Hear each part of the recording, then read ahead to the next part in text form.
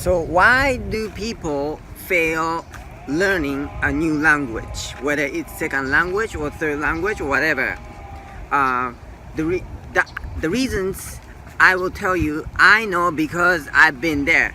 Because I really struggled learning English. Now I, comfortably speak English, but I studied English in Japan for more than 6 years, maybe 8 years before I came to the United States. And when I decided to come to the United States to study, and I came here, and I couldn't really communicate with people because my speaking ability was not there, and then listening ability wasn't there at all. And I struggled, but I was admitted to the school, and I had struggled throughout my academic years. And also when I got a job, I struggled with communicating with people. And I know because it was part of my fault, because the reason people fail, okay, so the good thing was I put myself into the land of the United States. So I had no choice of giving up. I just had to keep going. So I eventually got it, but it took so long. It took way too long.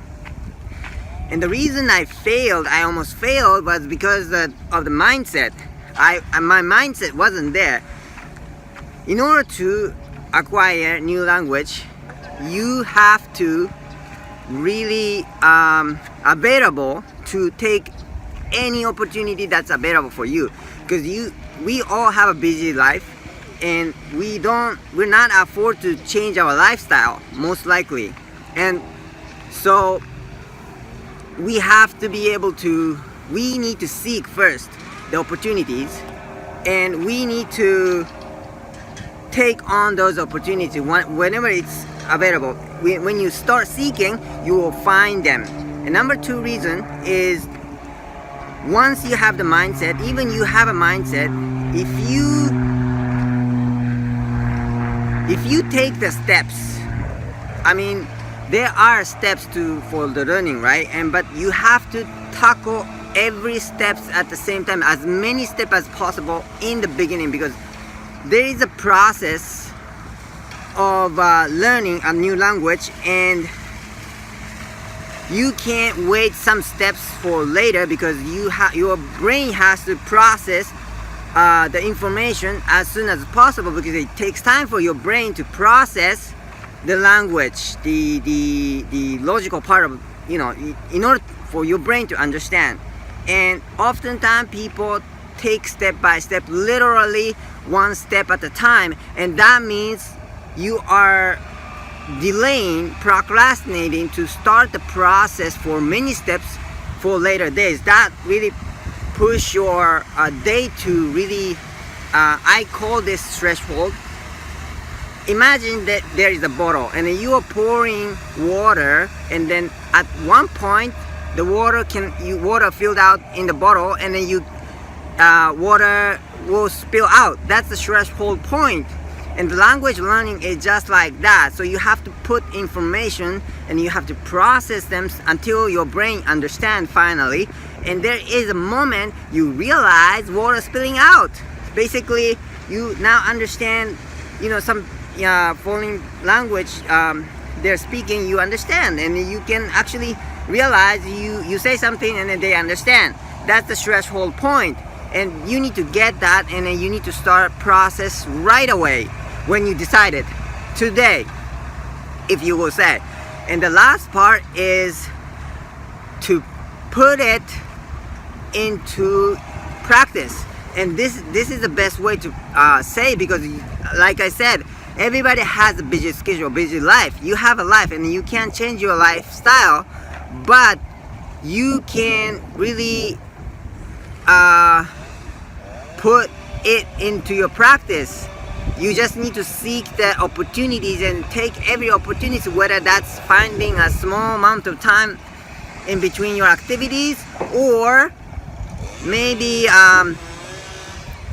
you adapt, or you creatively change your activity, but you get the same a result, or maybe you don't need to change activity, but you need to change something creatively so that you can really keep doing that activity, and at the same time you can do practice of the language learning. So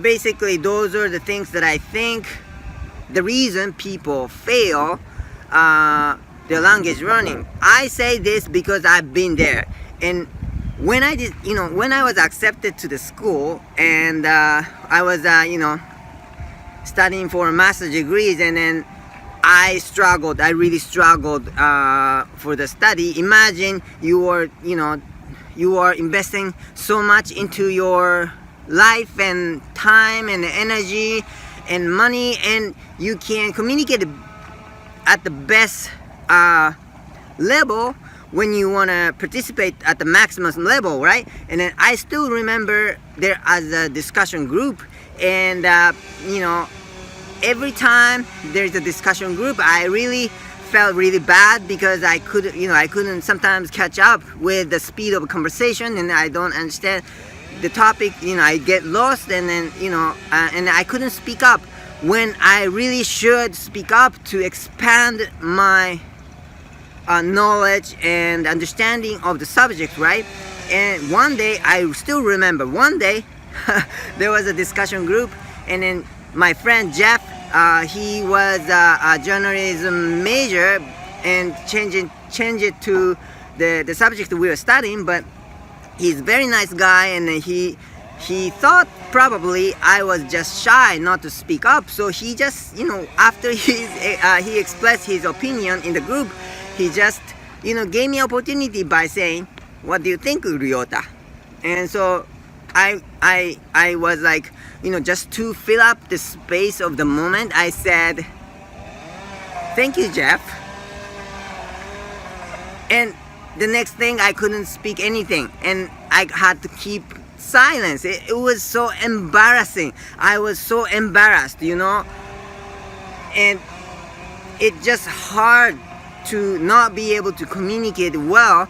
And we want to communicate in as many languages as possible. I'm not just talking about like a language like Japanese, English, Spanish, French, but we need to expand our language ability, because that's the way we can expand our circle.